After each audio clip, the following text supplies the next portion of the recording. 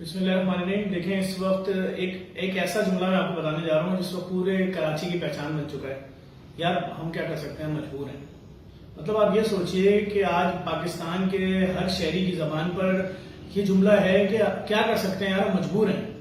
कितना अजीब सी बात है। उसको यही नहीं मालूम कि उसको पानी क्यों नहीं मिल रहा। मैं कराची के रहायशी की बात कर रहा हूँ। उसको नहीं मालूम उसको पानी क्यों नहीं मिल रहा।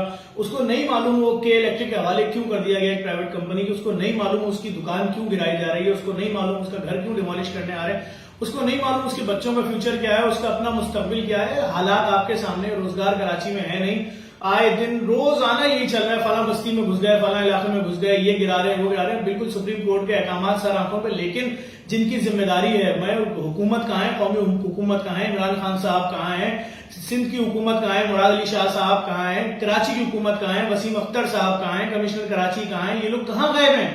आवाम से कोई बात ही नहीं करने आएगा, कोई आवाम के सामने नहीं आएगा। भाई जिन लोगों ने वोट दिए थे वो तो सामने आ जाओ। सईद गनी कह रहे हैं, वसीम अख्तर कर रहे हैं, वसीम अख्तर कह रहे हैं, सईद गनी कर रहे हैं। सही है, आपने बहुत अच्छा प्लान बनाया होगा, आप कराची को पेरिस बनाने जा रहे हो, आपकी बहुत अच्छी पॉलिसी होगी, लेकिन कम से कम ये लोग कहां जाएंगे ये तो बता दें आप इनको। दुकानें इनकी गिराई जा रही हैं, कारोबार इनका खत्म किया जा रहा है, घर इनके डिमोलिश किए जा रहे हैं, फ्लैट इनके महफूज नहीं है।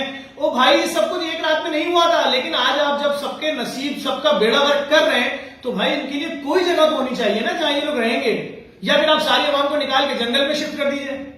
मुझे बड़ा अफसोस हो रहा है देख के कि शहर में कहीं पानी पे एहतजाज हो रहा है, कहीं बिजली पे एहतजाज हो रहा है। पिछले 8 सालों से मैं देख रहा हूं बिजली के ऊपर यह कौम हो रही थी कि जी हमने के इलेक्ट्रिक के हवाले कर दिया, गुंडागर्दी कर रहे हैं, बिल भेज रहे हैं इजाफी। उसके बाद आपने कहा कराची वालों के नसीब में पानी नहीं है, सारा पानी हमने बैरियर टाउन को दे दिया है।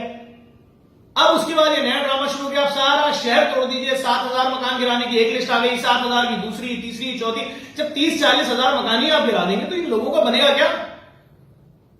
मैं ये समझता हूं कि वजीर आला साहब जितना आवाम से मुंह छुपा लें, और उसके अलावा चाहे वो 100 दिन की पॉलिसी हो, 200 दिन की और 365 दिन की, इमरान खान साहब आवाम को जवाब ना दे, और चाहे मेयर कराची साहब खामोशी इख्तियार कर ले। आवाम रो रही है, आवाम घरों से बाहर निकलेगी, तो मैं समझता हूं कम से कम भी वजीर आला उसके बाहर जाके धरना देगी और बैठी रहेगी जब तक वो इनके इंतजाम नहीं करेंगे। जो मुतासरीन है भाई, उनका कोई तो हल निकाले।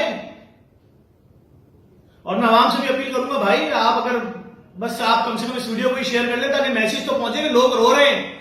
बेशक सुप्रीम कोर्ट का ऑर्डर हमारे सर आंखों पर, हम उसका एहतराम करते हैं, लेकिन जो लोग मुतासरीन है, हुकूमत उनके लिए तो कुछ करे।